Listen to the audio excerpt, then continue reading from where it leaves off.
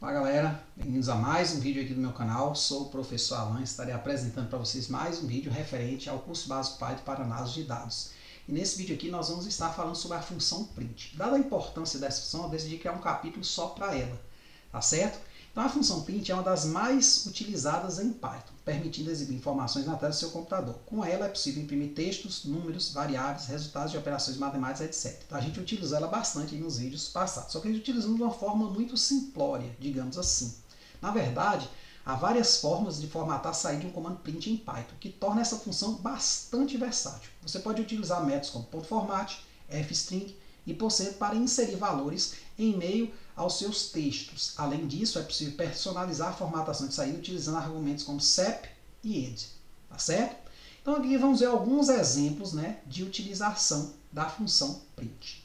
O primeiro deles é usando o método .format. Então aqui eu tenho a variável nome, que recebe a string Alan, e tenho a variável idade, que recebe o inteiro 39.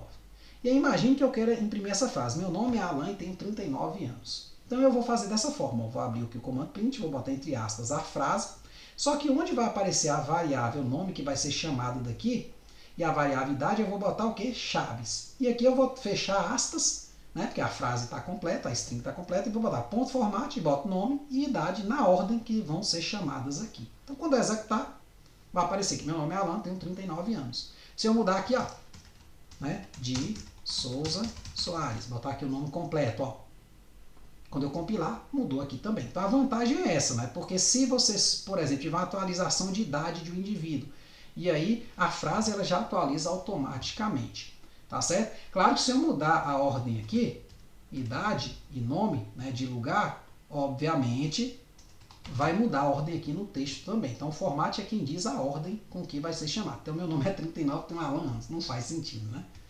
Então voltando aqui, executando, volta ao normal.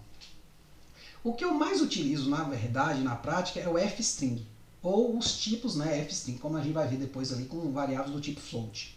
Então, nesse caso, né, do fstring, ele é uma função que foi feita a partir do Python 3.6, então é algo muito recente mesmo, tá certo? Então aqui do mesmo jeito, tem a variável nome, a variável idade, né, Alan e 39 do mesmo jeito, e aqui tem a mesma frase que vai ser impressa, vai ser a mesma de cima, porém com uma formatação diferente. Neste caso aqui, o fstring, você vai abrir o print, vai botar F, vai abrir aspas, e aí você vai botar meu nome é, aí você já vai chamar a variável nome nessa posição, e eu tenho a variável idade nessa posição, só que entre chaves. Então ele já vai entender que ele vai chamar esse nome e esse número nessas posições aqui. Então eu acho mais explicativo do que esse aqui, e até menor, né? Se você olhar bem, ficou menor do que esse, então ficou mais eficiente, tá certo?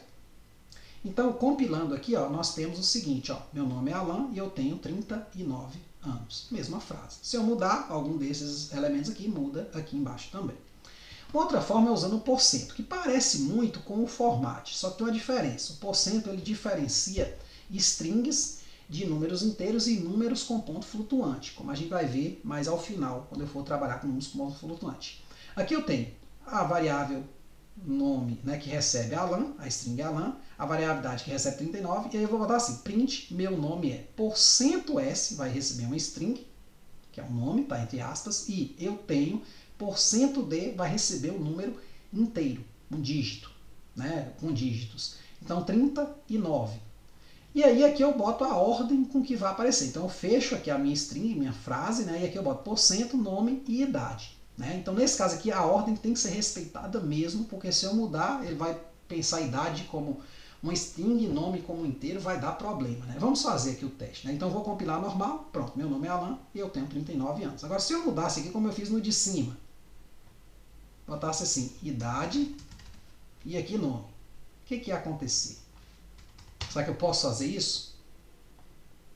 Aí deu um erro. Por quê? Porque ele espera receber aqui uma string e espera receber aqui o que? Um número. Tá certo? Então, voltando ao normal aqui. Então é sempre bom você ir fazendo essas coisas, né, manipulando, para você ver o que acontece, certo? Até para entender os erros, né? Ele fala, ó, %d format, né, o número é requerido e não string, né? É requerido um número e não string. Então ele explica para você os problemas, tá certo? Só saber um pouquinho de inglês. E aí eu tenho aqui um separador int que ele é muito interessante, né? O comando print, quando eu tenho duas impressões, ele imprime uma embaixo da outra. Né? Se você voltar nos programas passados, quando eu tinha lá A igual a 1 e B igual a 2, quando eu mandava imprimir A, imprimir B, ele imprimia A em cima e B embaixo. Se eu botar esse separador CEP aqui, ele vai fazer o seguinte, ele vai concatenar esse olá, né? Aqui vai ter o separador, que vai ser a vírgula mais um espaço em branco, com essa frase aqui, mundo. Então, ó. Então, se eu não tivesse esse separador, vou só apagar aqui para você ver o que vai acontecer. Ó. Vou apagar, depois eu volto ao normal.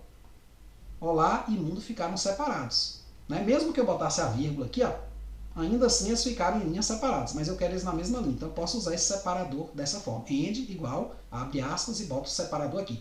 Se eu quiser, por exemplo, botar um traço aqui no lugar da vírgula, posso também. Ó.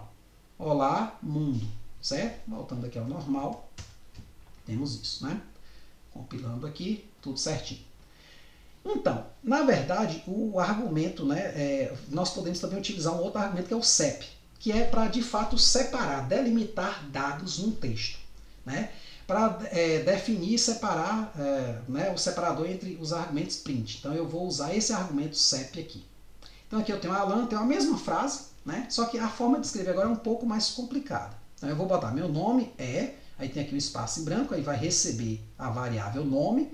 Então, aqui eu tenho um string. Né? Depois eu fecho essa string e boto só a variável nome sem estar entre chaves nem nada. Depois eu abro o resto da string, tá certo? Fecho ela, boto a variável idade, que vai vir um 39 depois. Depois eu fecho, ou abro o resto da string e boto aqui anos e fecho também. E note que cada uma desses etapas aqui, né, ou partes, está separado por vírgula. E aí no final eu boto CEP, onde o separador vai ser esses dois traços. O que acontece aqui, gente? Ó? Quando eu fizer isso, ó, eu botar aqui, clicar aqui em Run, vai aparecer isso. Então, perceba que ao redor da variável nome apareceu o separador no início e no fim dela, delimitando ela. Ao redor da variável 39 apareceu esses separadores aqui. Por exemplo, eu poderia usar aspas, ó, uma aspas simples. Né? Quando eu quero botar a palavra entre aspas. Então, aí, apareceu aqui.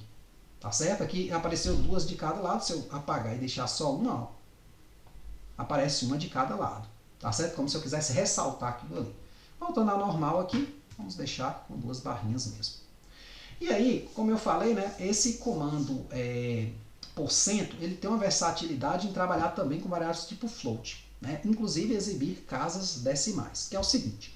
Utilizando %.nf, né, nós podemos exibir variáveis float com n casas decimais. Por exemplo, eu tenho aqui a altura 1,67.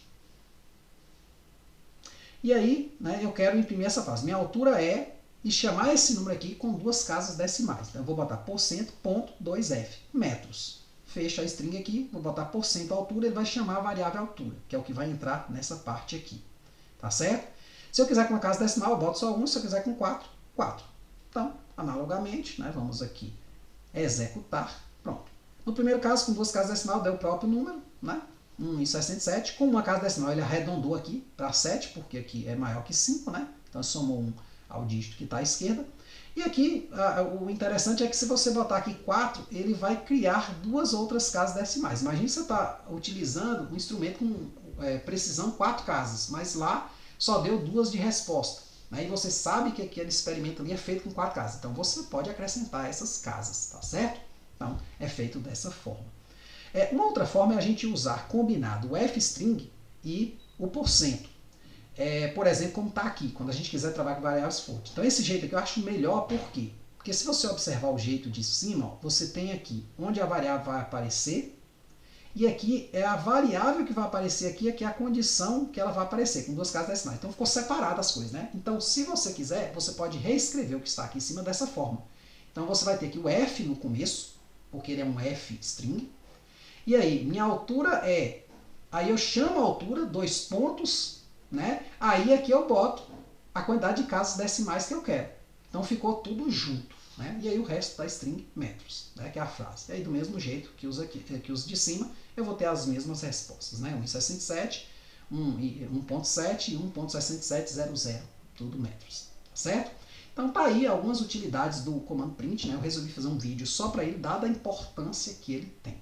Tá certo? Então, quando eu estiver utilizando, vou estar sempre recomendando aí você voltar lá no capítulo 4, caso você não esteja entendendo alguma parte lá da impressão, beleza? Então é isso aí, espero que tenham entendido, que tenham gostado. Muito obrigado, até a próxima.